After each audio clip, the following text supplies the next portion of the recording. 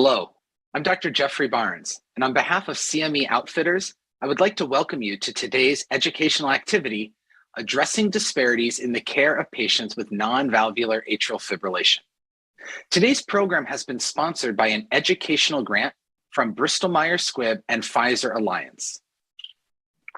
Now, this is a CME activity brought to you by CME Outfitters, an award-winning, jointly accredited provider of continuing education for clinicians worldwide. I'd like to encourage you to join us today on our live Twitter conversation using the @CME Outfitters link. We will be monitoring the Twitter feed and responding to your tweets as they come in. Again, my name is Jeffrey Barnes. I am a cardiologist and vascular medicine specialist at the University of Michigan, and it's really my pleasure to be here with two of our really expert panelists, and I'm going to ask them each to introduce themselves. Awesome. Thanks so much, Dr. Barnes. Hi, everyone. My name is Lauren Eberly, and I am a third-year cardiology fellow at Penn, and will be coming on faculty here in just a few short months as a non-invasive cardiologist. I'm also an associate fellow at the Leonard Davis Institute of Behavioral Economics and a health services researcher.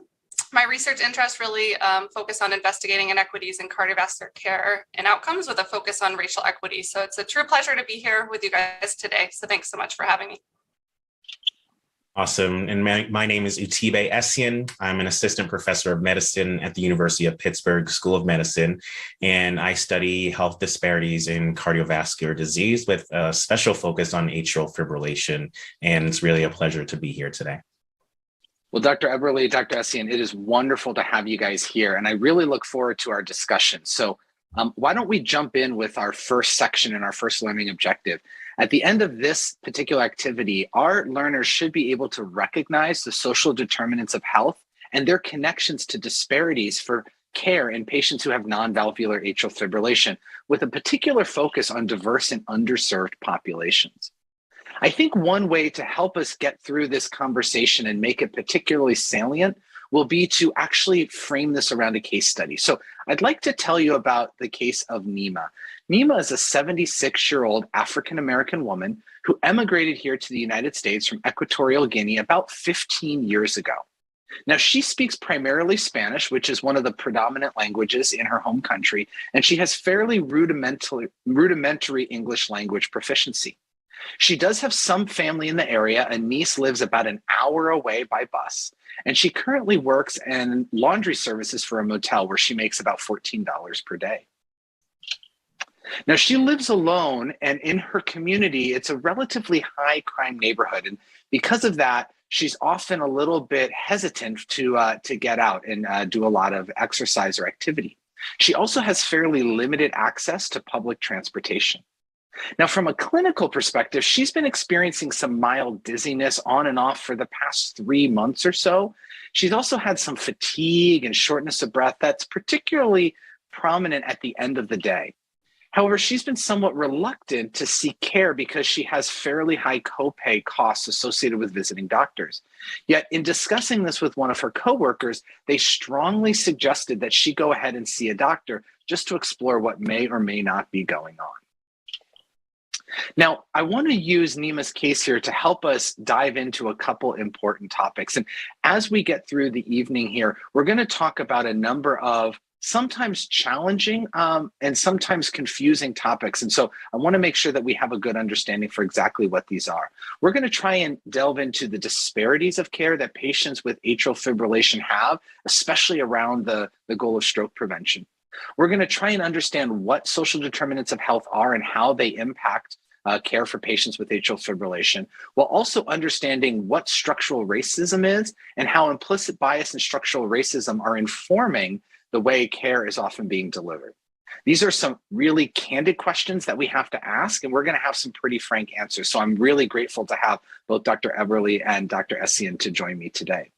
But before we get into defining some of those terms, I'd like to ask an audience response question. I'd like to get you all involved.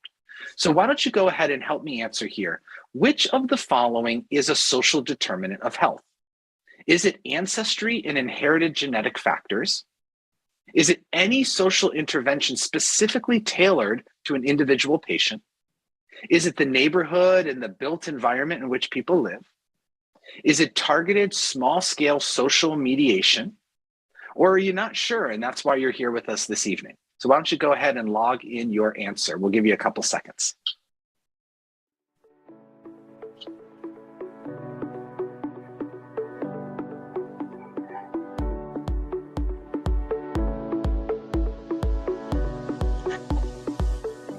Okay, great. So we've got actually quite a spread of answers. Now, the most commonly chosen answer was the neighborhood and built environment, and that is the correct answer here, but we have a number of people picking other choices.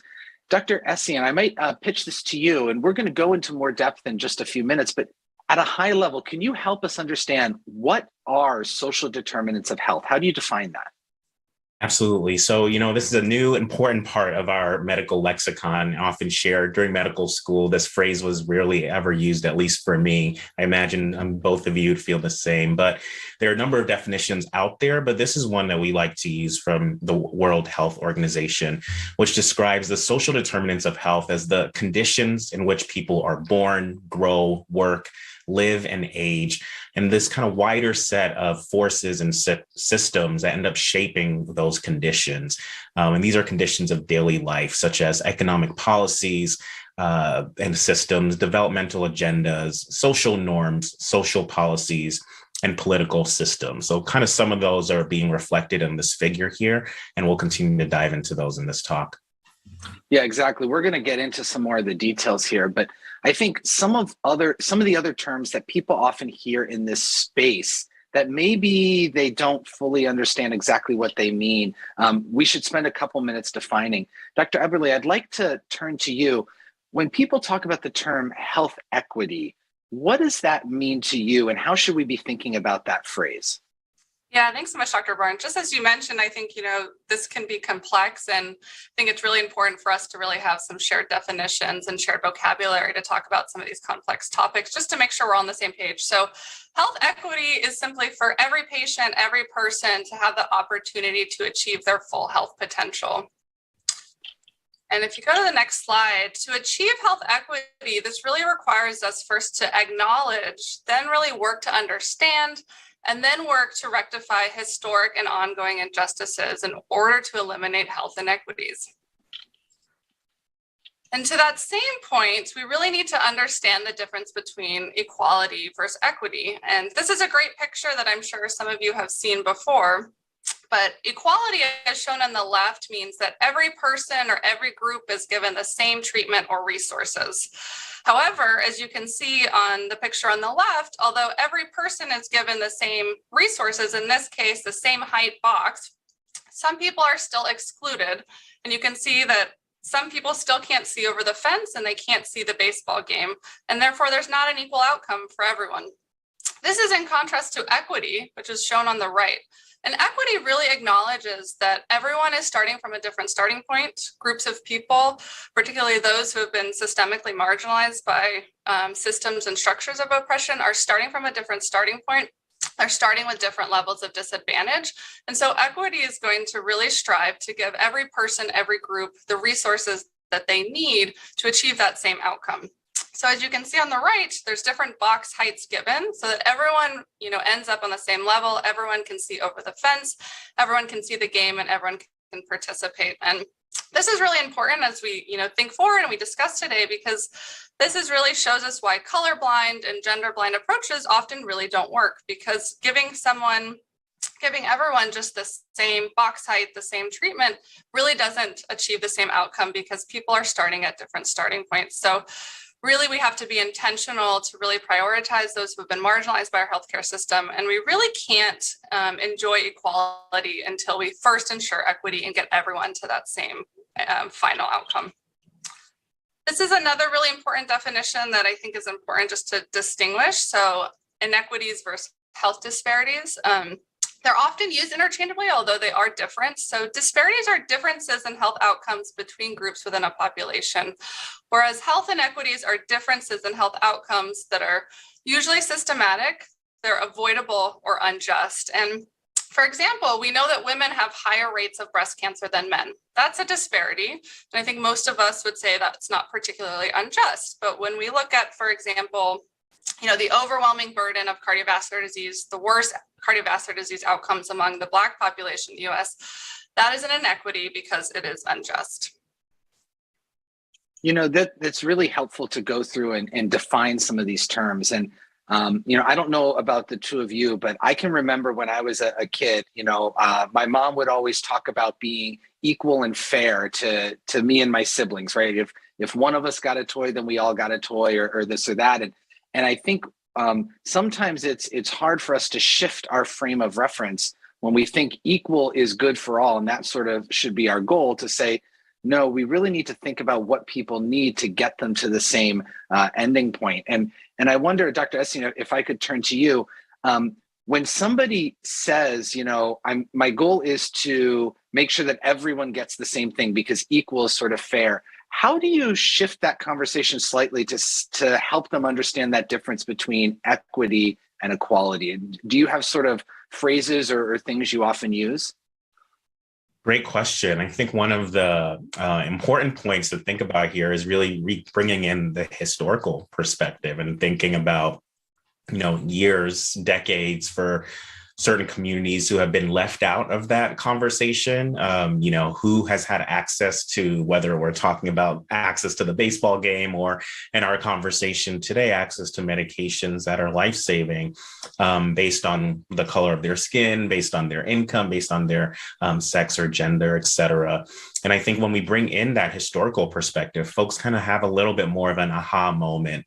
You know, yes, I was not there during the centuries of slavery or Jim Crow segregation, but I'm appreciating that some of those legacies are affecting the way we live and the communities we live in today. And that's been really key for me to learn that history on my own, but also be able to bring that into some of the conversations around why we can't just say everyone should have equal access. It's like, hey, there's actually been a really unfair advantage over the last several decades, if not centuries, as Dr. Eberle alluded to. Yeah, and Dr. Eberle, I love how you talked about it's not necessarily having everyone have the same equal starting point, but it's getting everyone to the same ending point. And I think that figure that you highlighted really brings that out. You know, one of the other terms that I hear brought up in this conversation a lot is implicit bias, and recognizing that that is not the only driver of health inequities and disparities, but is a clear contributing factor. Can you help us understand what implicit bias is and how it manifests? Because it's something that we all have, right? Yeah, absolutely. I think it's just first important to note that we all have implicit bias, and I really encourage everyone, you know, on today to go to Project Implicit, which is shown here, which is a project through Harvard, which has free implicit association testing. And there's tons of tests, but you can really, you know, take multiple ones to really uncover some of your own biases that are, you know, implicit. And so these are really just automatic reactions, usually negative to a group of people. And often we're unaware of them, but they can really impact, you know, how we treat other people, especially as clinicians, how we deliver care. And often we're not aware. And so I really encourage you guys to try this. I was surprised at some of the ones that I found. But I think the first step is to uncover them and know what biases you might have, you know, when you walk into an exam room, because then you can be more conscious to work to really mitigate those biases that we all have. Yeah, Dr. Eberle, like you, I've taken a few of these tests, and it really has been eye-opening and shocking, right? I pride myself in somebody who tries not to be biased, but yet these are things that are just innately a part of us. And Dr. Essien, I wonder if I could turn to you for a quick question. Once you take this test and you sort of uncover that these biases exist, is the goal to get rid of the biases, or is the goal to recognize that you have them, and so then you think about how you are going to react in certain situations? How should we use the information from a test like this? Yeah, I think that question is one that's going to unfold in a lot of our conversations today. When we capture the social determinants of our patients or communities, now what? What's the prescription, so to speak, that we provide once we uncover these, whether they're biases or social determinants? You know, for me, similar to the both of you, I've also was surprised that I had biases against African-American individuals as someone who was raised as a Black man for 30 plus years. But I think that was really critical. And I took this test back in medical school to be able to train my mind around how I was interacting with patients and what biases I was bringing in to the conversation. with my patients, especially as Dr. Ebley mentioned, when prescribing medications and treatment. And so I don't think there is going to be a cure to eliminate the biases that we've spent decades being ingrained with literature, television, media, et cetera, but really acknowledging that those biases exist and working hard to try and use that information in the way that we care for our patients is going to be critical. That's helpful. You both have brought up that while race is not the only driver of this, it's obviously a big piece of this. And I'm wondering, Dr. Eberle, could you walk us through a little bit of how you define the term race and the associated term racism, and what do they mean, especially as we're putting this into a health context and through a healthcare lens?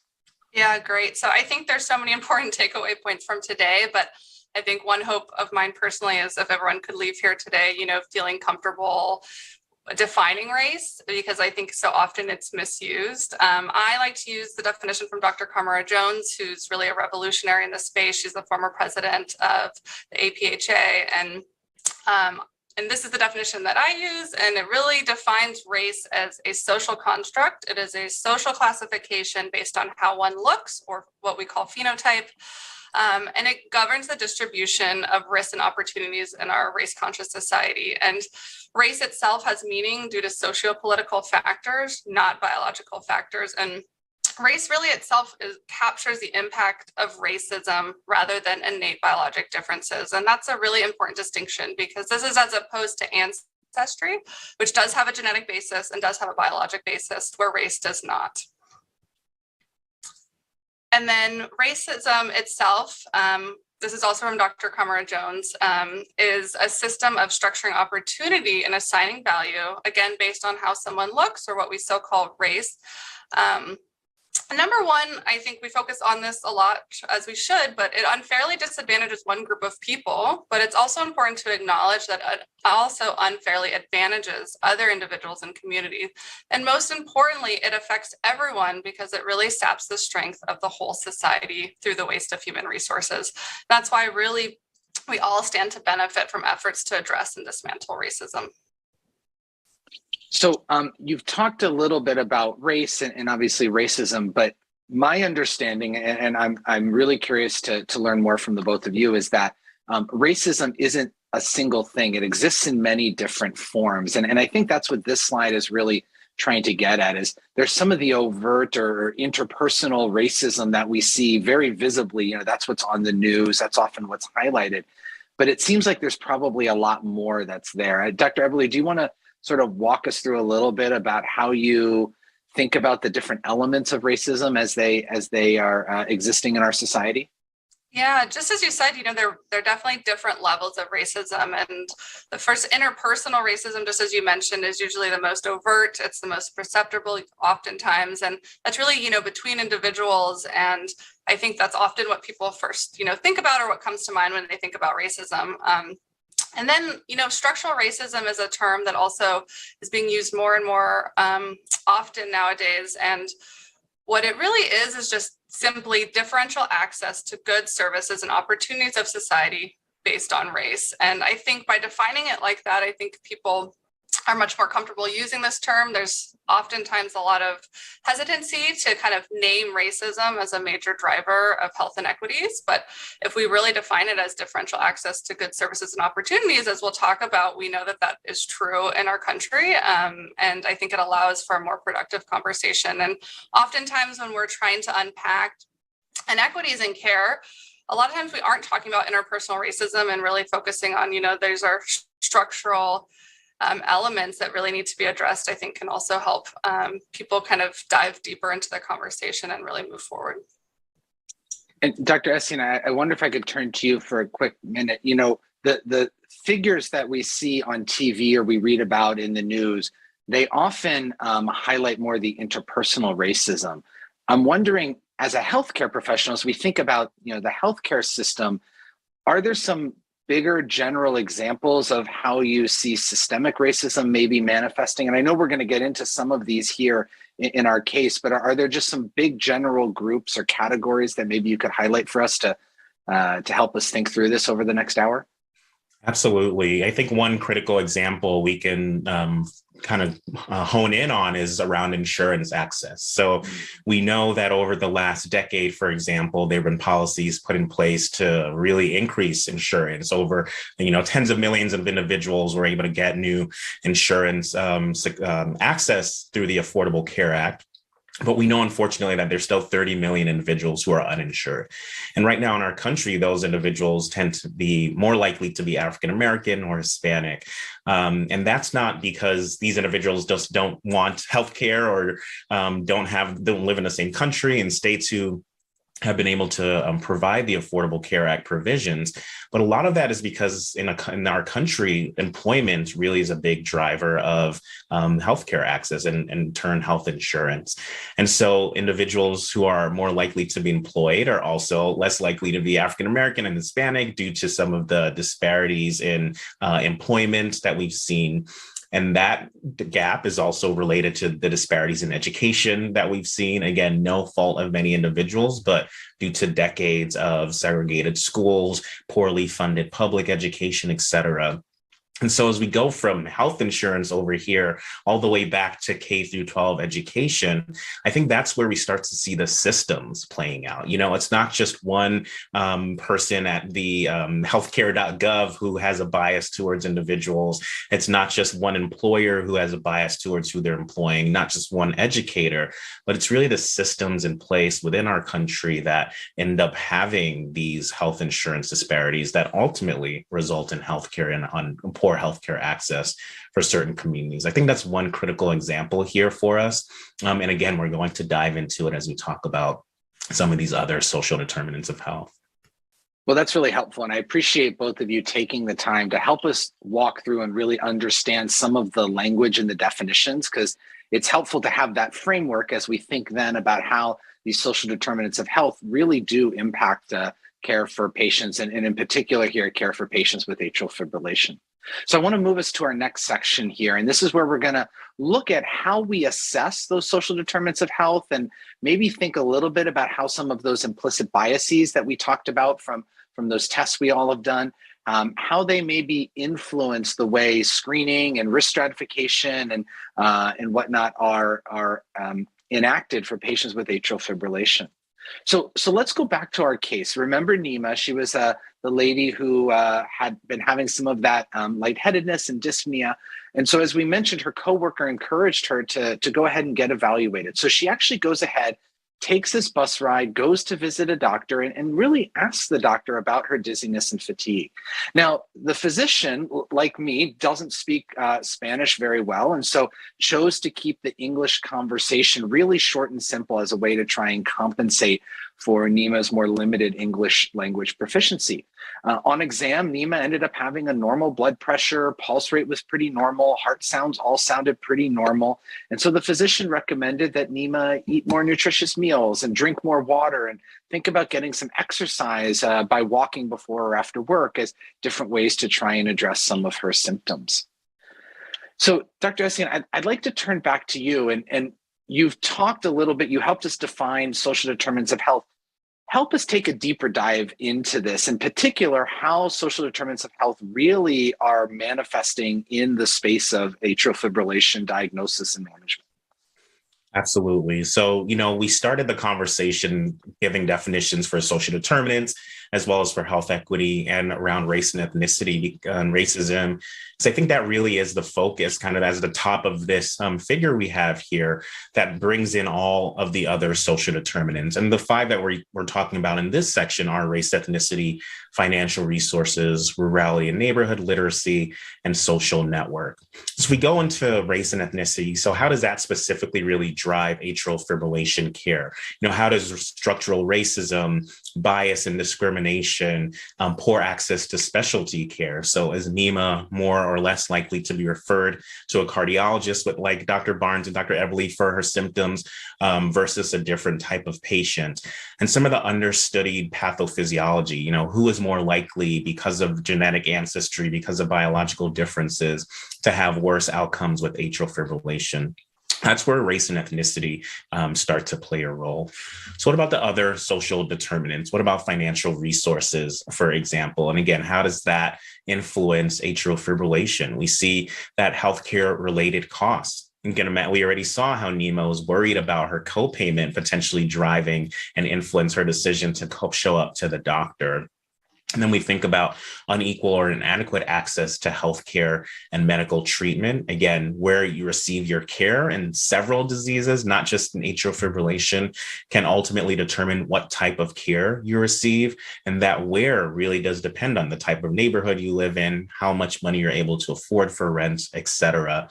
Limited access to clinical trials is a super fascinating area. And so again, thinking about what it means to enroll in a huge study where you're going to come into the clinic every month, get multiple blood draws, take off your morning from work or your supportive childcare. What does that mean for certain populations versus others?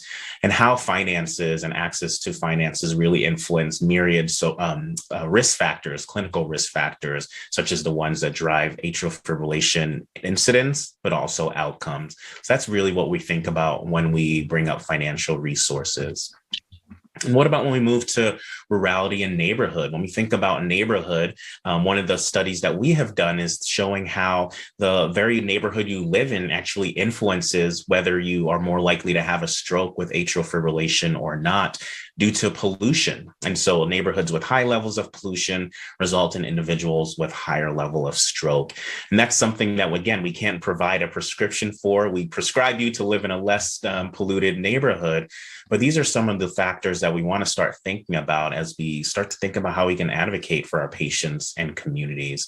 And when we transition towards rural areas, these are communities that tend to have individuals with high risk factor burden, individuals who have high rates of under or uninsurance, as we briefly talked about earlier, individuals who have transportation barriers. So I'm also a doc in the VA here in Pittsburgh, and I see patients who are coming 2-3 hour drives in for their 8 a.m. appointments, having to take multiple shuttles, having to rely on a friend to bring them into these visits.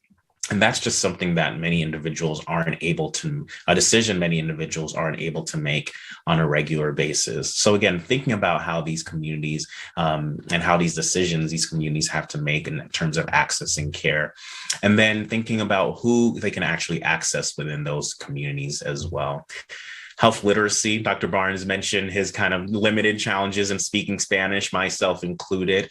What does it mean when we can't have patients who actually have an interpreter in the room with them, who speak languages that may not be easily accessible for all of our providers, and how that influenced both the decisions that we can make together in terms of accessing care, but also just their understanding of what atrial fibrillation is. What are all these kind of risks that you're telling me about that I'm going to have because of this condition?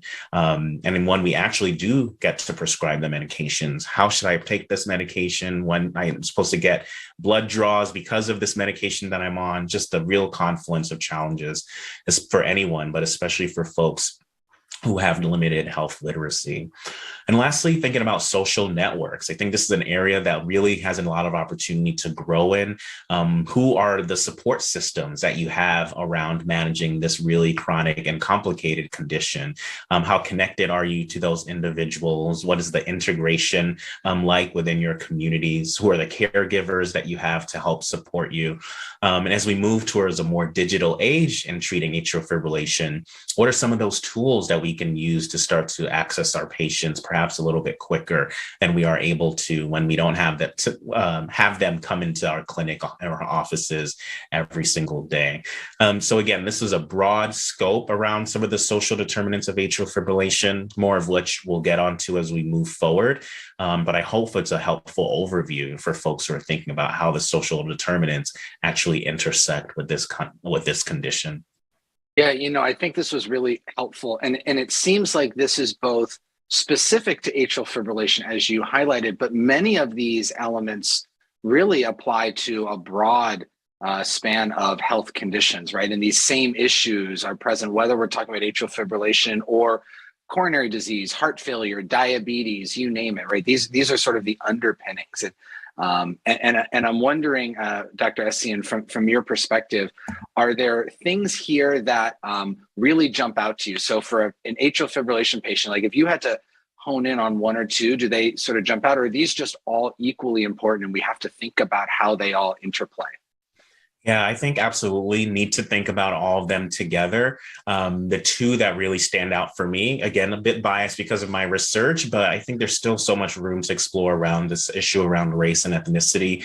And when you start to weave in genetic ancestry and some of the other factors, we've spent decades trying to find out what are some of the reasons why, despite having higher risk factor burden, African-American individuals specifically have low rates of atrial fibrillation. Are there certain genes that are playing out in certain communities? And I think we spend maybe too much time there as opposed to really thinking about some of these social factors.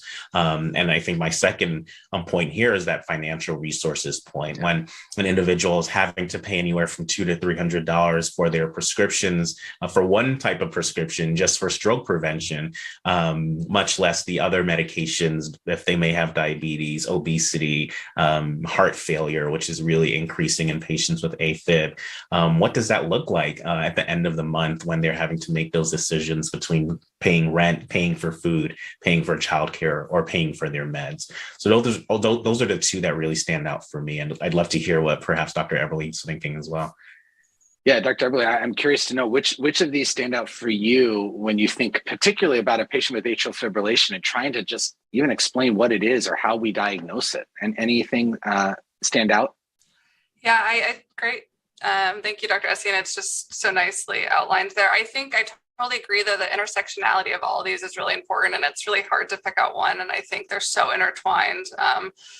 Obviously, like we're talking about with structural racism and this differential access to goods, which oftentimes I think is really getting in the door of our office for me as a cardiologist, and oftentimes seeing these barriers to accessing appropriate care. And we'll see patients, years after they've had a stroke and have been, undiagnosed or misdiagnosed and referred to a cardiologist and never quite made it because of financial resources and barriers to care. And so I think taken together, really working to address those will have a huge impact, but they're all really important and really intertwined. And so we really have to think about all of them. And then as Dr. Essien mentioned, there's really excitement in the social network and new tools to maybe improve access, but we also have to be intentional, as we move forward with really exciting technology and remote monitoring, et cetera. And, people now have their Apple Watches to diagnose and detect AFib.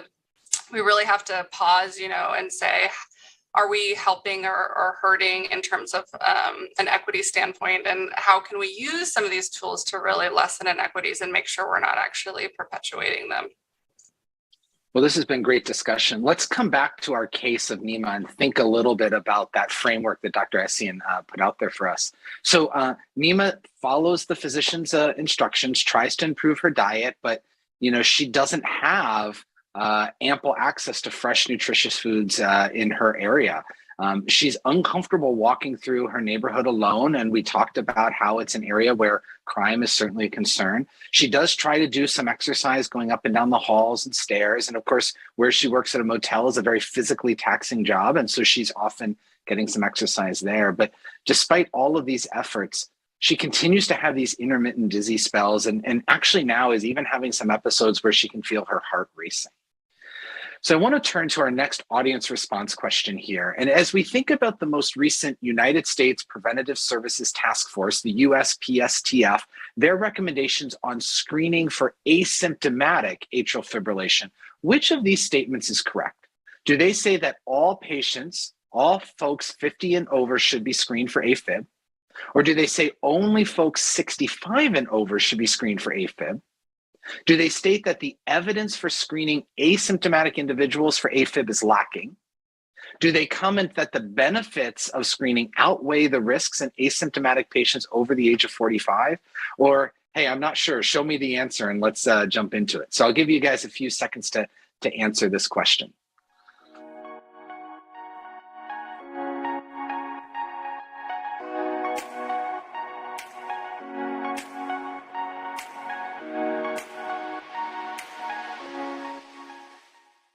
Okay, great. So, it seems like almost half. So the number one choice here was the correct one, that evidence for screening asymptomatic individuals is lacking. That was the statement by the USPSTF.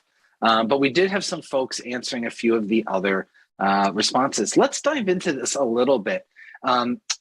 So the most recent USPSTF statement on this said that the prevalence of atrial fibrillation does increase with age. So they recognize that age is a really important driver for developing atrial fibrillation, and that about 20% of patients who have had a stroke associated with AFib, that's when they get their first diagnosis of AFib. So it's often not until they have the complication.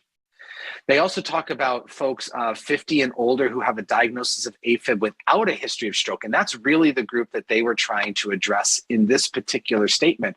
And they felt that there was lacking evidence because the benefits and harm balances cannot really be determined. However, I think an important point, and Dr. Eberle, I'd like to turn to you for a comment here. They were really focusing on asymptomatic screening, meaning somebody who doesn't have any symptoms. As you hear about Nima's story, she's had these lightheaded episodes. Now she's even having some of these episodes of heart racing. Does she fall into this asymptomatic group? And does this statement even apply to her? Should we be thinking about her differently? What are your thoughts? Yeah, I mean, I think she definitely has symptoms that are concerning for a diagnosis of atrial fibrillation. And I think there's probably been some missed opportunities to uncover atrial fibrillation during her initial visit. And I think, we'll dive deeper into this, but oftentimes taking the time to, get a translator, especially for non, English speaking patients, or to really listen to our patients who might, I think she had some classic symptoms, but oftentimes I think with language barriers, if we don't take the time to really understand the symptoms, we might kind of misinterpret the symptoms and we can miss a chance to make a correct diagnosis. Yeah, that's a really great point. So let's jump back to her case again. So she goes ahead, she sees her doctor actually a second time because these symptoms are worsening, and she almost had a fall when she was at home. This time, through conversations with her physician, she's actually fitted with a wearable monitor, one of these cardiac monitoring devices, which does actually reveal paroxysmal atrial fibrillation, sort of this coming and going of AFib. However, after the visit, the doctor confides in one of the doctor's colleagues that, it's really hard because the doctor chooses not to use phone-based translators. They just take so much extra time. And so for non-English speaking patients, it really creates a burden. And so Dr. Essien, I wonder if I could come back to you and thinking about that framework for social determinants of health, thinking about AFib. Now let's really narrow in on Nima's case. Help me understand where you're seeing some very explicit examples of how this played out in her case and things that we need to be aware of.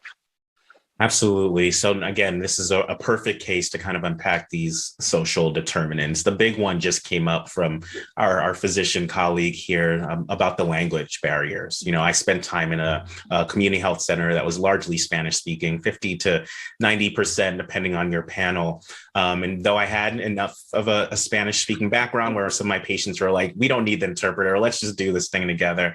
There were a lot of patients that were really difficult to understand. And it's really the reason that I went into this work was a patient that I had who we really struggled to kind of manage his atrial fibrillation care, and he ultimately was diagnosed with a stroke. And so we have this language and health literacy barrier as one of the key social determinants in this case. We know Nima struggled with getting into the appointments, having an hour away from her, living an hour away from her social network. And I think that transportation barrier and structure is a big driver here. We often, like I'm sure all of us have said, eat healthier, exercise more. And we could just see in Nima's case how challenging that is for her, what she's able to actually be able to afford, what foods are available within her community, and feeling safe to be able to exercise at home or in her community. There's really incredible research coming out by some of Dr. Eberle's colleagues in Philadelphia around how just having green space is really influential to your health just because of that point around exercise. And again, limited income to be able to afford healthier foods. And I would also argue that perhaps race and ethnicity might play a role here. Perhaps in that first visit, there may have been a little bit more ease in understanding and accepting Nima's symptoms, and maybe she would have gotten that implantable loop recorder or Zio patch earlier to be able to diagnose her paroxysmal AFib. And so who we are seeing for their symptoms compared to who we may push back a little bit more, I think could potentially be playing a role here as well. I want to follow up on one of the first points that you made, which was the importance of the language barrier. And you commented how in your prior experience, some patients would say, hey, I'm comfortable enough with English that we can have the conversation. In my practice, I'll often find that patients who don't speak English will come with a family member who'll often to translate. Maybe it's a child or a sibling or somebody. Is that a good strategy? Is that something that we should be relying on, or should we really be leaning more into these professional translators? How do you think through that from a practical standpoint, from just a how do you get through clinic standpoint, those things? What are your thoughts there? Yeah, so I'm PCP at heart, and so I feel my colleagues who are experiencing just the practical challenges of being able to make it through the day. My dad's a PCP, and lots of struggles with getting him home at night for dinner because of his long visits. But I think we absolutely must emphasize using our professional interpreters in clinical care. One of our colleagues, Dr. Jorge Rodriguez, really wrote a beautiful piece a couple years ago about his experience translating as a child, and the doctor asked him to translate sputum for his mother, and he just couldn't do it. He had no clue what the word was. He was being shamed by the doctor. This experience that he held on to for decades in his practice now. And I think, yes, as awesome as it is to have, the child, the sister, the sibling available, we must be able to continue to use the professional interpreters.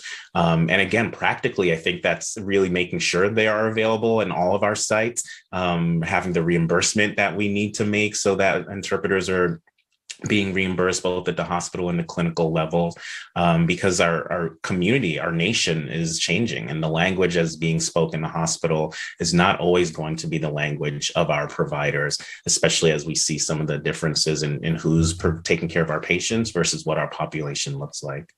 Yeah, no, those are really great points. Dr. Eberle, I wonder if I could turn to you for a minute. One of the other things Dr. Essien highlighted was the environment in which Nima lived and how that often limits the ability to get those fresh fruits and vegetables or get that exercise. And as cardiologists, right, we're always talking about the heart healthy diet and the 30 minutes of exercise a day. And I'm wondering, in your opinion, how do you have that conversation when maybe folks don't have access to those safe spaces or safe foods? Do you just skip over it and make the assumption that they don't have access, so we shouldn't talk about it? Do you talk about it in a different way? What kinds of strategies do you use in your clinic visits? Yeah, it's a great question. And I think we'll dive a little deeper into it later. But I think the first thing, just as you mentioned, is to really ask and to go there to really understand that built environment and that neighborhood context, because it is so important, because we want the advice that we give to be tailored to the patient. We want them to be able to be as healthy as they can and to really find strategies that work for them. And so giving everyone, the same advice really doesn't work here. So really understanding, in her case, could we find any options to get her, fresh fruits and vegetables? At other places I've worked, we've worked with a prescription program to get that accomplished. She doesn't feel safe to exercise outside. So are there any options that we could find for her? Or could we get her, to put on music and climb the stairs in her house, which I've had patients do for exercise? Can we make a plan that, is really works for her? Because that's, at the end of the day, the most important. But just as you mentioned, I think the first step is to really go there with our patients and to really understand, where they're coming from, their local context, the things that make it hard for them to be healthy, so we can really work together to address them. Yeah, I think that's helpful. One of the tips that I was told when I was in training is, rather than assuming that we as the physicians have the answers, sometimes it can be most helpful if we simply ask the questions and let our patients come up with the answers and think about ways and strategies that work for them, because they'll often come up with much better ideas than we would necessarily throw out. And so that's at least a strategy I often try and keep in the back of my mind, and it won't solve everything, but at least it's a good starting point. Well, I'd like to move us on to the next section here and transition to our third focus area, which is really getting more into the treatment plans and how do we think about tailoring those individual treatment plans for our patients who have non-valvular AFib, in particular, how we think about the social determinants of health interplaying with some of the treatment decisions that we make. So if we go back to Nima and think about her story, so after we have this diagnosis of paroxysmal atrial fibrillation, her physician goes ahead and prescribes a beta blocker for rate control and chooses to put her on warfarin for anticoagulation and stroke prevention. Now, a direct oral anticoagulant or a DOAC was never really discussed with Nima. The physician provided actually some Spanish language brochures trying to help address the language barrier that we talked about, and gave her some general instructions about AFib and management. But at the end of this, Nima is left still a little bit confused, not entirely sure exactly why she's taking the warfarin, what it means, and really at the end of the visit has a sense that, you know, maybe the doctor's just trying to move on to the next visit. It's obviously a busy day. And I'm wondering, Dr. Essien, if I can turn to you. We're providing this story of Nima, and we've talked about how we are selecting warfarin and providing limited education. Is this a unique situation, or is this really quite a common situation? I know you've done some research in this area. I wonder if you could walk us through that a bit. Absolutely. You know, this is a passion area of mine, as I mentioned, from some of my clinical experience back as a trainee. And there's been myriad studies now, as was mentioned, not just in atrial fibrillation, of course, but across the clinical continuum that shows that provider interactions with patients of color are less patient-centered, fewer requests of patient input about treatment decisions. Black patients perhaps are not giving their voice to be able to make their preferences around their treatment choices. And my research really focuses on the treatment choice of anticoagulation or stroke prevention. So are you more likely to get any prescription, either warfarin or the direct oral anticoagulants or DOACs, which over the last decade have really been the leading and preferred choice for stroke prevention. And so within that decision point, we've led several studies to kind of examine whether there are racial and ethnic differences in how we prescribe stroke preventive therapies to our patients. And the study being highlighted here was a study using Medicare data. So we examined about 43,000 patients enrolled in Medicare and really looked at racial, ethnic, and some sex differences between use of anticoagulation choice. On the top part of the figure here, we see that Black patients are about 16% less likely to be started on any blood thinner medication. And here we adjusted for age, for CHADS-VASc stroke risk score, for income level, as well as neighborhood and region of the country you lived in. We also interestingly saw that women were about, individuals who identified as female were about 41% less likely to be started on any blood thinner. Then when we moved on to looking at DOAC prescribing, we saw really significant differences only between Black and white patients, but about a 25% lower chance of getting these medications. And again, this is something we found in Medicare enrollees. We saw a really similar finding when we looked in an atrial fibrillation registry. So patients who are enrolled in this registry to get their AF treated. And then some of my work in the Veterans Health Administration, again, really similar findings, about 25% lower chance of being started on this newer, really guideline-directed DOAC therapy compared to white patients. And so what does that mean? Is this just a DOAC problem? We like to argue that really we're seeing these disparities cut across the care continuum in atrial fibrillation, and where we have increased prevalence of risk factors rather among racial and ethnic minority groups, lower awareness of atrial fibrillation. So again, like our case of Nima, that first visit, she left not really knowing she had this diagnosis. And even after her second visit, it wasn't until the results of the monitor. And so what does it mean? And we see some of the ways she's really having a tough time understanding this diagnosis.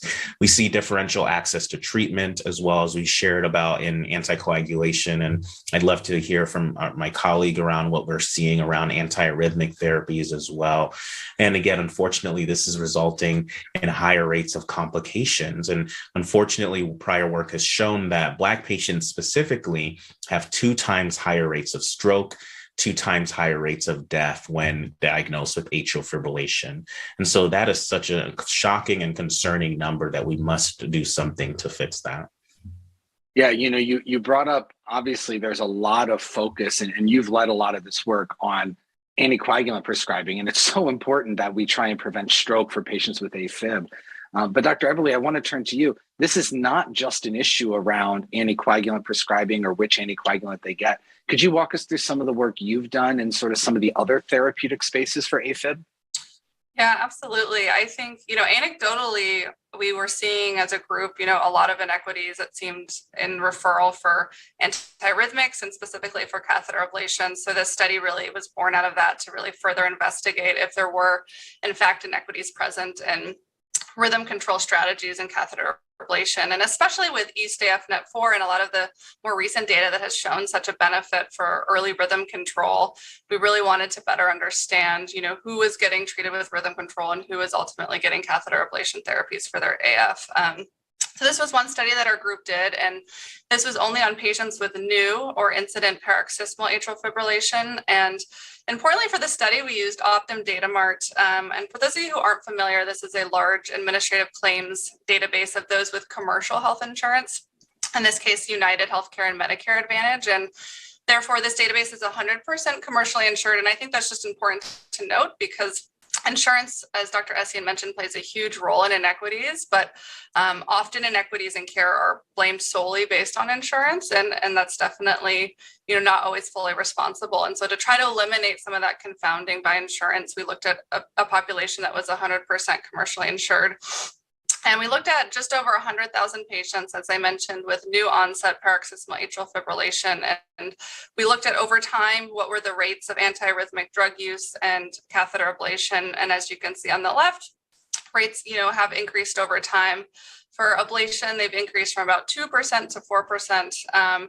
And not shown here, but for heart failure with reduced ejection fraction, a population that there's been a lot of data on with CASTLE-AF that, they stand to probably benefit as a particular group. The rates of catheter ablation have also increased over the last few years from about 1% to 4%.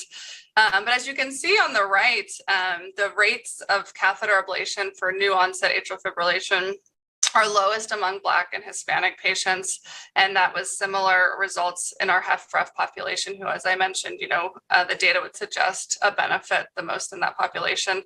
And then what we did is we put multiple covariates into a model to really see what is this association with race, ethnicity, and socioeconomic status with antiarrhythmic use, with catheter ablation, even after adjusting for several socioeconomic clinical factors. And what we found, which isn't shown here, but as kind of predicted, Black race was associated with an 11% lower rate or odds of a rhythm control strategy for paroxysmal AFib new onset, and lower median household income was also associated with lower rhythm control use.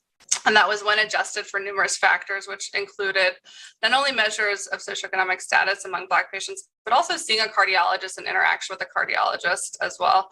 And then when we looked at catheter ablation, we found that Hispanic ethnicity and, again, lower median household income were independently associated with catheter ablation use, even when adjusted for a lot of potential confounders. So we felt that this kind of showed what we were seeing clinically, that these inequities, definitely exist in access to rhythm control and catheter ablation, and that we really need to do better and kind of better understand what those barriers might be to getting in for these treatments. Yeah, so clearly a lot of work yet to do to try and address these inequities. I want to go back to Nima's case here. So she was prescribed warfarin, and as we know, one of the key tenets of warfarin is having reliable access to INRs so that you can adjust the dose, because it's a fairly narrow therapeutic window. Nima struggled with that. She's not always able to get to the clinic to get her INR checked. So often she was found to be out of range and having to adjust doses, hold doses, things like that. Lucky for her, she actually one day at the pharmacy was able to interface with a Spanish-speaking pharmacist who took some time to talk with her about her history, learned why she was on warfarin, and said, maybe switching to one of these direct oral anticoagulants could be a good option for her. So during that discussion, he learned a little bit more about her family and realized she actually had a bilingual niece who was unaware of her condition. Nima hadn't even shared that with the family, and maybe this person could actually help in helping to coordinate some of the care and navigating some of those language barriers that we talked about. One of the questions, of course, that comes up is that direct oral anticoagulants are fixed dose medications. And so some people have asked, Well, is it safe to use these fixed doses in some of our most elderly patients? Are there any concerns? Nima herself is 76, but maybe even in some of the older patients, are there issues there? So I'd like to invite everyone here to join us for our last audience response question. And this really gets around the use of direct oral anticoagulants versus vitamin K antagonists like warfarin in our elderly patients. Let's think about those as age 75 or greater. Which of these statements is true? Is there less bleeding with DOACs in the patients who are greater than 75 years old, but they are not recommended for patients 90 and older? Or is there more bleeding with DOACs, but the efficacy outweighs the risk? Or is there no difference in bleeding between the vitamin K antagonists and the direct oral anticoagulants, no matter your age? Is there reduced stroke and major bleeding risk with the DOACs across the spectrum? Or again, I'm not sure. Show me the answers and let's look at the data. So let's everyone take a couple seconds to lock in your answers.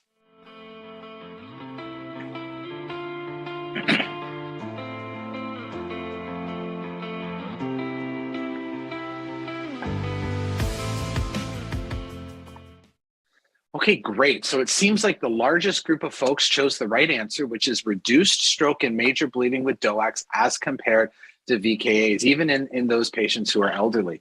Let's actually look at some of the data. These data come from a meta-analysis of those seminal phase 3 clinical trials where we compared each of the different direct oral anticoagulants, apixaban, dabigatran, edoxaban, and rivaroxaban, individually against warfarin or vitamin K antagonist. And what you can see here on this slide, this is showing you the outcome of stroke or systemic embolism. So this is the efficacy outcome broken down by our elderly patients who are greater than or equal to 75 on the top, and those who are less than 75 on the bottom. And you can see for both groups, overall as a class, the direct oral anticoagulants had lower rates. There was a lower risk or risk ratio of having stroke or systemic embolism than for the patients who were randomized to receive warfarin. So overall efficacy is good no matter if you're in that younger or older age group. Now, if we look at the outcome of major bleeding, what you'll see here is that for the younger patients, again, that's the bottom group, those less than 75, there's clearly less bleeding with the direct oral anticoagulants. The picture is a little bit more mixed in the older age groups. Some of the studies, the Aristotle and Engage AF studies, did show a reduction in major bleeding, even for those older patients. That was not the same for the Rely and Rocket AF studies. And so on the whole, you'll see that while the point estimate is below or to the left of the line there, it crosses the confidence interval. So it's at least as safe, probably more efficacious for patients across the age spectrum. Now, what about the most elderly, those patients who are greater than or equal to 90? And again, this has got some more limited numbers. There have not been a lot of these patients enrolled in trials, but you can see overall from an efficacy standpoint, seems to be pretty efficacious. The key here, however, is there's a significant reduction in the risk of intracranial hemorrhage. And of course, that's our most feared complication from being on a direct oral anticoagulant. So even in our most elderly patients, those in whom we're probably most afraid of bleeding, we can see that intracranial hemorrhage risk is reduced with the DOAC. And at the bottom, major bleeding really was the same between the DOACs and warfarin. So really good outcomes there. Dr. Essien, I wonder if I could kick this to you. You know, I just talked about these three seminal trials and how the age and obviously another group there is race that we want to think about how that plays into the outcomes. You've done some work looking at how well diverse our clinical trials are in general, and talk us through a little bit of what you have found there. Absolutely. You know, I think some of those leading trials, as are highlighted in this figure here, unfortunately just weren't as diverse as we had hoped that they would be. And, you know, why that matters, I think we've talked about this already. You know, hearing that your colleague, your neighbor, your friend was on this medication and this clinical trial, perhaps that actually motivates you to take or stay on these medications or ask your doctor about these medications. Individuals want to know if people who look like them were actually tested in some of these clinical trials as well. And so in our review, we looked at the last decade of atrial fibrillation studies, from some of these seminal DOAC trials to some of the more recent trials around antiarrhythmic therapies such as catheter ablation. And again, you can see white participants represented in the purple color. and racial and ethnic minority underrepresented individuals represented in that lighter orange. And you really see the range across the decade in terms of underrepresentation, and it's with a total about a third of individuals within these trials coming from underrepresented backgrounds. I think, again, this is an area of opportunity for us as we move forward in atrial fibrillation to enroll and diversify our clinical trials, again, so that our patients can really see themselves in these studies and ultimately just feel more comfortable on the medications that we're prescribing. Yeah, I think that's so helpful. If we don't have the data, it's hard to have those conversations, and we need to work on enrolling patients in these studies so that we understand how the findings apply to our full population of patients. Well, let's come back and sort of close out Nima's case here. You know, she was able to engage her niece, so her social network that we talked about.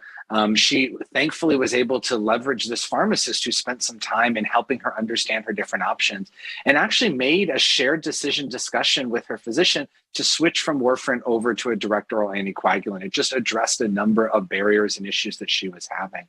And through that coordination of care and her continuity of care, you know, hopefully improved. And so I think at the end of the day, we ended up with a good outcome for her, but certainly there were a lot of speed bumps along the way that influenced her care.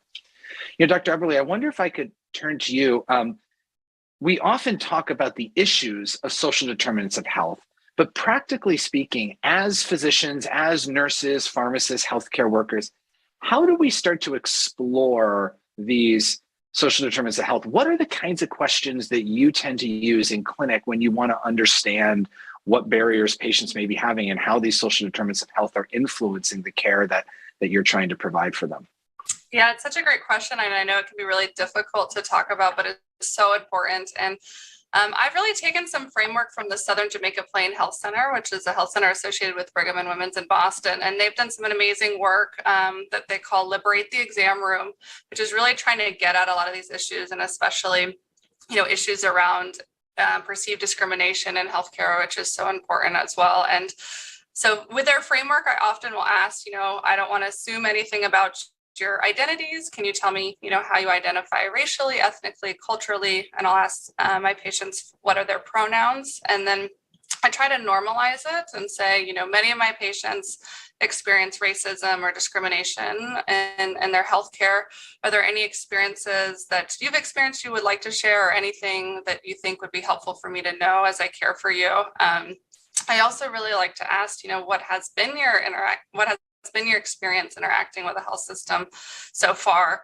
What are the things that have, you know, prevented you from achieving your health goals after kind of figuring out what is important to them for their health? And then I think it's just really important to normalize with our patients, as we all know, that our health system is fraught with a lot of issues, that health insurance can make it really difficult for us to get our patients on the medicines we want to. And I try to normalize that and say, you know, I want you to always let me know if you have a medicine that is too expensive, and we can work to find another one. And I acknowledge that sometimes we can't tell exactly what the coverage will be like to go to the, you know, the pharmacy, but to really normalize that this happens to everyone, and there's, you know, issues that we will have to overcome together, but to try to open up, you know, that communication so they feel comfortable talking about some of these barriers.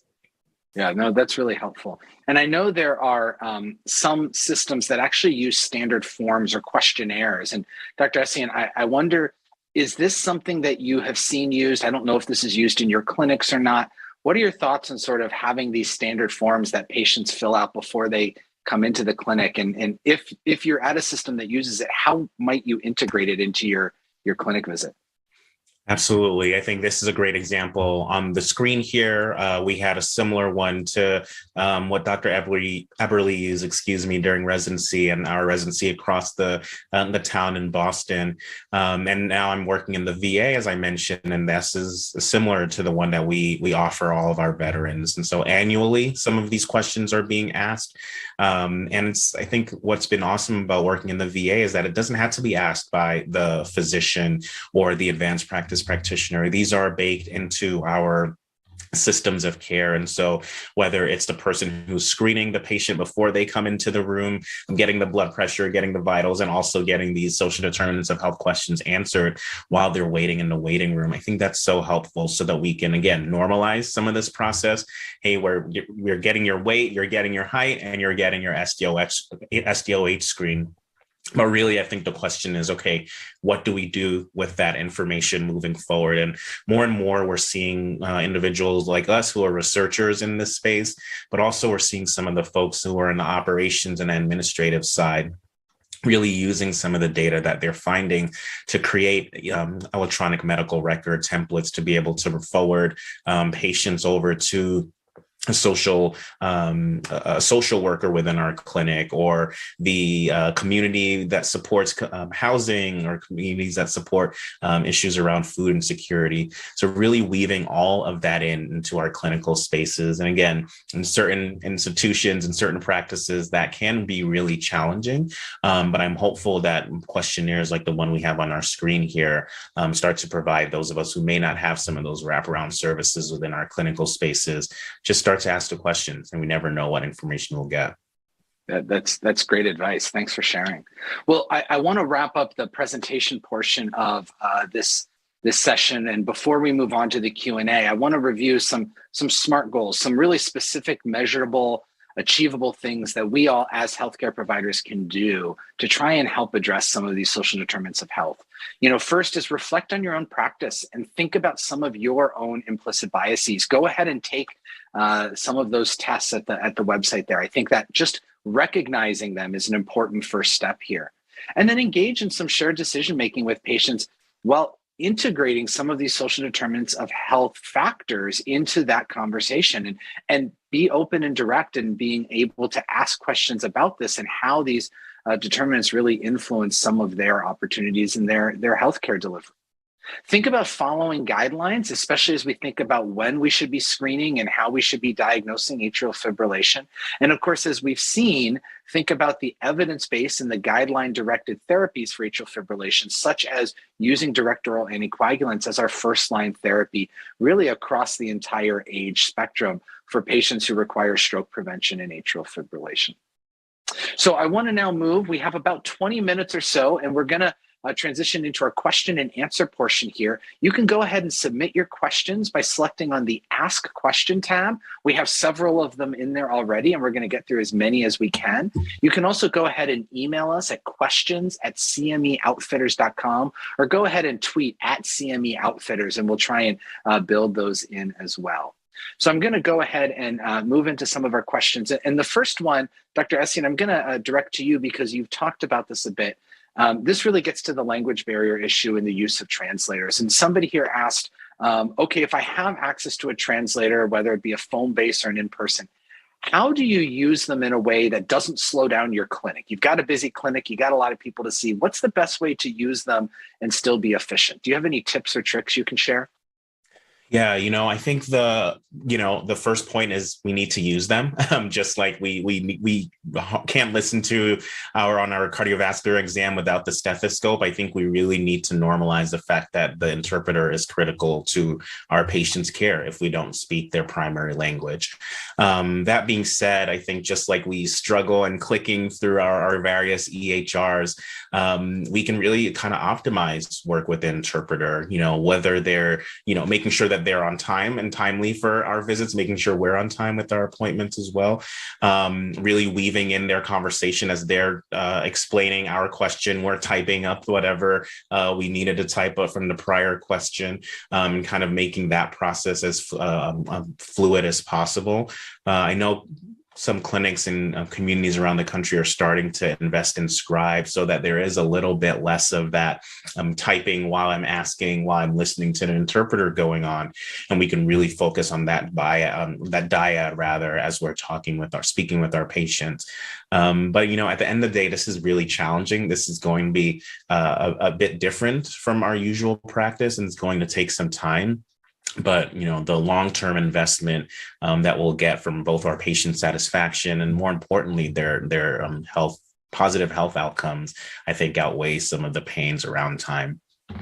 Yeah, I think I just to piggyback on that there's definitely room for improvement to make it easier. And one of the things, that we learned early on in the pandemic with telehealth is that there were inequities in access for our non-English speaking patients. And so our group, as a response to that, integrated translation services into kind of our EHR platform that we were using for telehealth. So that allows us to click on the visit and then with one click have a translator with the video visit for our telehealth. And so it made it so much easier to actually use translation services and just integrate them into the visit. So we're now exploring, are there easier ways that we could do that with in-person visits so that we can decrease some of that time? Because the harder it is, we know the more barriers that there are, the less likely it is to use them. And we really need to work to make it as easy as possible.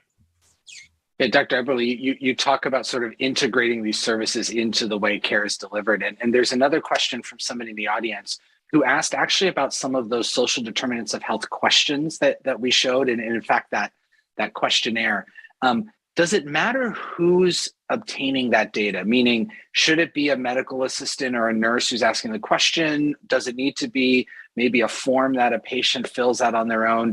Does it matter how you collect that data, and how has that been operationalized in some of the clinics you've worked in?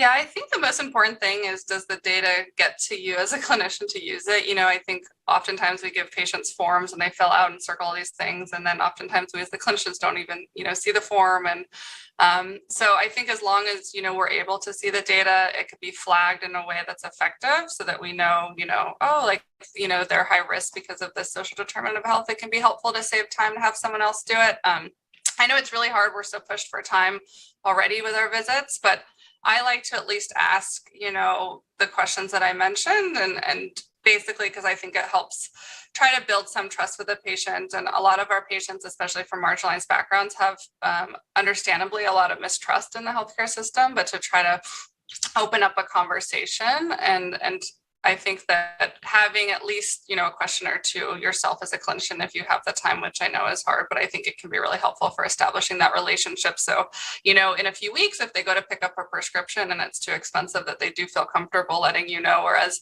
if they just fill out a form in the waiting room, that relationship and line of communication might not be there.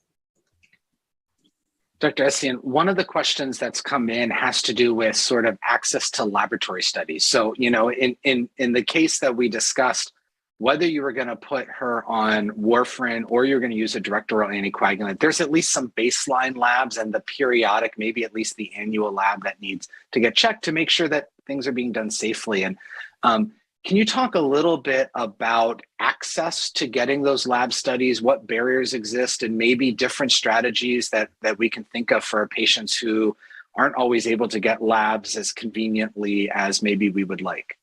Yeah, it's such an excellent question. I think, again, that care continuum, perhaps we do need to add access not just to pharmacy or specialty, but access to labs, whether, an afib, we see the INR being a key lab, but when we think to some of our other conditions that we manage, when you're starting the new diuretic, who can come in and get that chemistry check.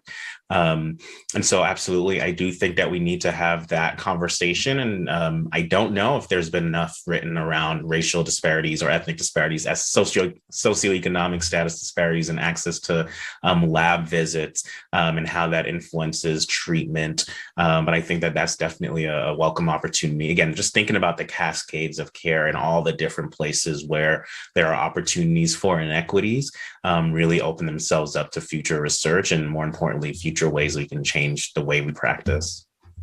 One of the barriers, and this is less of a racial barrier, but more of a sort of the way people's lives are and how busy they are and access to getting labs. When you're on warfarin, of course, you need those frequent INR checks. And so one of the things that I hear in the many patients I manage with warfarin is, I can't get to the lab. I can't get there while they're open, or I have the transportation issue or whatever. And for many patients, getting a home INR meter is actually a great way to address that. If it's somebody who understands how to test, they're comfortable doing the finger prick, getting the result, and then communicating that back to you. If they have access to those tools, then that can be a great way to overcome the access to the lab. Maybe it's a transportation, or I actually have some of my business people who travel so much that they're not in town reliably to get it, and that can be a great strategy. Of course, the flip side is they have to be comfortable using it. They have to know how it interfaces, and can they call those results in, or do they have a phone where they can get them transmitted? And of course, can they pay for it? And so it is often dependent on access to insurance that will pay for the test strips and the meters and all of that. So it's a great tool, but it's not a one-size-fits-all tool. And I think part of what I've heard in our discussion tonight is there often aren't one-size-fits-all solutions to any of these issues, but we have to think creatively and try and come up with the best solutions for individual patients. And that's certainly one of the major issues that's been discussed. Dr. Eberle, I want to turn to you. There's a question that we got, I think maybe early on in our presentation, as we were going through some of those definitions. And as we think about specifically the terms systemic racism and structural racism, somebody asked us if we could go back and help to differentiate those two a little bit more. Could you help us think about what's similar and what's different in those two terms? Yeah, it's a great question. Structural racism, I think, really actually falls under systemic racism. So as we talked about, that structural racism is just that differential access to goods, opportunities, or service by race. And then that's kind of under a broader category of systemic racism, which then incorporates all of those big systems, whether it's political, legal, economic, healthcare, educational, or criminal justice, that then, within it, in those systems have differential access to goods, services, or structural racism. So a lot of times they are used interchangeably, which I think is fair, but usually we think about structural racism just being kind of a tenant under an overlying systemic racism, where that's really saying that we have this differential access to goods within these larger systems that really, our society upholds, whether it's education, healthcare, et cetera, if that makes sense. Yeah, no, that's helpful. I appreciate you helping us dig into that a little bit more. Dr. Essien, I want to jump to you. There was a question, I think, that was triggered by your slide that showed the white versus non-white populations in all those different trials. And the question that was raised is, how do we address this? How do we recruit more minority populations into studies? And in particular, how do we recruit more of our Black Americans into some of these studies? Are there things that are being talked about? What have you heard, or what have you seen done that may be effective? Yeah. So the first thing I always talk about here is the common theme that comes up is the U.S. Public Health Service syphilis study that took place in Tuskegee, Alabama. And highlighting that history is importantly not the solution. I think so much of our legacy around this topic has been like, that study took place back in the 30s to 70s, and that's just why Black people aren't getting into research. That's been done. That's taken place. There's huge implications to that around the issues around trustworthiness, like Dr. Eberle alluded to. But now is the time for us to start being a bit more creative and nuanced, and realizing that there's so much more to that history. For folks interested, the book Medical Apartheid by Harriet Washington really unpacks just significant study after study that really has driven some of this issues around trustworthiness, especially in African-American communities. Secondly, that there are systems and structures that we can put in place so that communities have access to trials. That when the pandemic began, for example, and various health systems are having to shift their resources towards the pandemic, many of those communities and health systems ended up losing some of their clinical trials, and they weren't able to enroll patients into them. And those communities tended to come from underrepresented racial ethnic backgrounds. And so really having the investment and commitment to having our communities be able to engage in clinical trials is critical across the various care systems where our patients get their care. And lastly, and I alluded to this a bit in my earlier remarks, is really removing some of the financial barriers. We know, unfortunately, that there are income and wealth disparities across racial and ethnic groups in our country. And so to be able to ensure that patients can take that time off of work, that they are able to get appropriately compensated for involvement in these trials, whether they need child childcare, they need parking, they need vouchers to be able to come out and participate, I think will be critical. And we're seeing some of those policies take place. Medicaid, I think, is starting to really support their enrollees in participating in trials. And I think once we look at this broader overview, we'll be able to start to see some of those enrollment numbers pick up. Yeah, and I think just to add, when we look at our group here has done some work looking at clinical trial sites and the patients served by those trial sites. And just as you mentioned, as another kind of form of structural inequity that, as many of you, on the call today know, is the sites where clinical trials tend to, the data shows, serve more wealthy white patients. And so just to your point, also thinking about how can we get out in the community and really get to places and reach patients that might not be coming, to this quaternary care center where a trial takes place most of the time. Yeah, if they don't even have the trial at the center where they're at, it's hard to then get them to agree. That's such a great comment. Dr. Eberle, I want to come to you. There have been a couple questions in this space. I'm going to try and bring them together into one. A lot of research focuses on issues of disparity, issues of health equity, issues of social determinants of health, and they take a fairly broad, maybe a national view, or they look at data from sort of a wide swath of America. Dr. Essien, actually, when he sort of broke down the social determinants of health, he talked about some of the differences in urban versus rural settings. And I'm wondering, you practice in a very urban setting there in Philadelphia, but you also practice and are going to practice in a much more rural setting as well. Can you talk a little bit about how you see differences in social determinants of health and health equity in those two settings and how they maybe affect AFib or just cardiovascular care in general? Yeah, it's really interesting because there are certainly inequities in both, but they're, very different. And here at Penn and in Philadelphia, oftentimes, we see inequities and the hospital is down the street from our patients. And so geographically, the access should be there, but oftentimes isn't for a lot of our patients. So thinking through, whether it's structural, insurance coverage, financial, transportation, how can we get, people in the door and get care?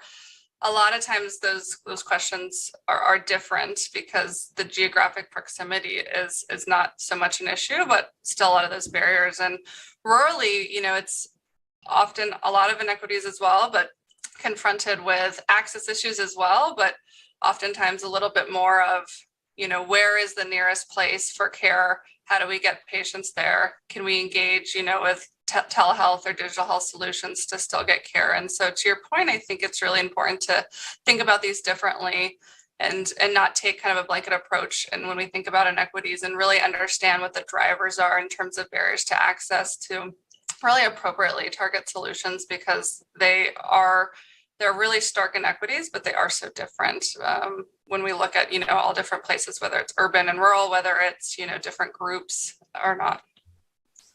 Yeah, and I think we talked about this. Sorry to interrupt. Yeah, please. With the social determinants intersecting, right? I think whether it's race and ethnicity intersecting with income, we have to kind of reimagine who we picture when we think about the urban medical center versus the rural medical center. And I think we have colleagues in the oncology space really starting to unpack that. There are Black urban individuals and there are Black rural individuals, and their needs and their experiences with care are very different from individuals from other racial and ethnic groups. And again, I think that's going to be one of the mantras from this conversation is that, yes, we need a structural approach, but we also need to individualize our care to both the patients and the communities they're living in. There have been a couple other questions that actually take us back to the beginning of our conversation here, which is how do we define terms and what language do we use? And Dr. Essien, I'm wondering if you can shed some light on this or maybe just give your thoughts and opinions. There has been, I think, an evolution in some of the language that we use to describe certain populations, especially certain minority populations. Are there right or wrong terms to use? And I'm thinking here in particular, Black versus African-American, or we're starting to hear a lot now this BIPOC, abbreviation, Black and Indigenous people of color, referring to groups as communities of color or people of color. Are any of these okay? Are there reasons to sort of move one way or another? What kind of advice would you share for people who want to be conscious of the language they're using? Yeah, no, I appreciate that. I'll add, capitalizing the B in Black versus not. Yeah. This is, as researchers, we're like very, precise in our language. And I'll argue as physicians, we're also super precise. It's one of the points I love making in these talks is that when we think about small cell lung cancer versus squamous cell, we don't just throw lung cancer around. We're very precise in our language. When Dr. Eberle mentioned HFrEF earlier, that 35% ejection fraction really matters in terms of what we're diagnosing, what we're coding. And so I think just like that with language around these issues of race, racism, health equity, and these different populations and communities, we should be precise. I think phrases like communities of color, people of color, BIPOC are ways to kind of help just with easing the ability to sneak in a 3,000 word manuscript, for example. But when we are thinking about these communities and populations, I think that we should be as precise as possible. If you're thinking about Black populations and their experiences with care, I think we need to appreciate and acknowledge that that's a very different experience from Asian populations in the US, from American Indian populations in the Southwestern US, from recent immigrants from South American countries. And so, yes, there are certain marginalized, underrepresented groups that all experience very similar social determinants, but there are absolutely different experiences in different groups. And so as much as we can be precise when talking about these communities, I would push us to do so. Yeah, the other thing that I'm reflecting on from my clinical practice, and I help to take care of a sizable transgender population, a sort of a different group that experiences disparities, is I've really learned to ask, how would you like to be referred to? So if I don't know or if I'm unsure, showing that respect and saying, what language would you like to use is often a great way to open and make sure that you're using something that people feel comfortable with. And I think that can sort of play out into many different groups as we want to talk about individuals and individuals within larger groups. Absolutely. Dr. Eberle, I want to turn to you. There are a number of questions here that are getting a little bit more specific about AFib and treatment of AFib. And in particular, we've talked a lot about how direct oral anticoagulants really are our guideline recommended therapy. That's what we want people to be on, but there's a major cost barrier. And while there's the hope of generics that are coming, we know they're probably still several years away, at least for the two most commonly used direct oral anticoagulants in the United States. Are there strategies that you're seeing being used in your clinic to help patients overcome those financial barriers? Do they have access to patient prescription assistance programs? Or do you have access to pharmacists? How do you have that conversation with patients in clinic when it's appropriate? It's such a huge problem, and I wish, we could get, better coverage for all our patients. I know everyone on this call has struggled with this. I'm really fortunate in our clinic. We started having a pharmacist as integrated in our clinic, who's a resource and is very helpful to help us get some financial assistance for a lot of our patients. So I know that's a resource that, our clinic is lucky to have, but there are programs out there for financial assistance. So whether it's Entresto or a DOAC, I've been able to, in most cases, at least get prescriptions for most of my patients down to a more affordable cost, although it's definitely not the case in everyone. And it's something I know we fight with all the time and something that frustrates us daily, but there are programs available. And so we really lean on our pharmacists to help us kind of navigate that. But there are those programs available, but I wish it were easier for sure. Yeah, and I find sometimes connecting them with a pharmacist or a social worker who can help them fill out the forms and access can be a great way to address that, but still deal with you're in clinic and you're trying to get to that next patient. So at a system level, ensuring that your system has those resources can be really useful. Well, there are a bunch more questions, and I wish we had a whole nother hour to keep talking about this. This has just been a wonderful conversation, but we really are almost out of time here. So I want to start by thanking both of my colleagues, Dr. Eberle, Dr. Essien. This has been such an enlightening and really an insightful and frankly a fun conversation to hear from both of you and learn from both of you. So I want to thank you for joining me. This is an important discussion, and I hope that everyone on this call has found it useful for self-reflection and thinking about how they're going to improve patient care. I encourage everyone who's attending here to find out about additional CME Outfitter upcoming events, as well as to view previous ones. You can go to the CME Cardiology Hub. The link is actually on your screen so that you can see that and learn more. Lastly, if you want to receive CME or CE credit for today's program, you need to complete the post-test and the evaluation. You'll be able to download those and then print your certificates immediately upon completion. Again, thank you to Dr. Eberle. Thank you to Dr. Essien for joining me. This was a wonderful and important conversation, and I hope everyone has a wonderful evening.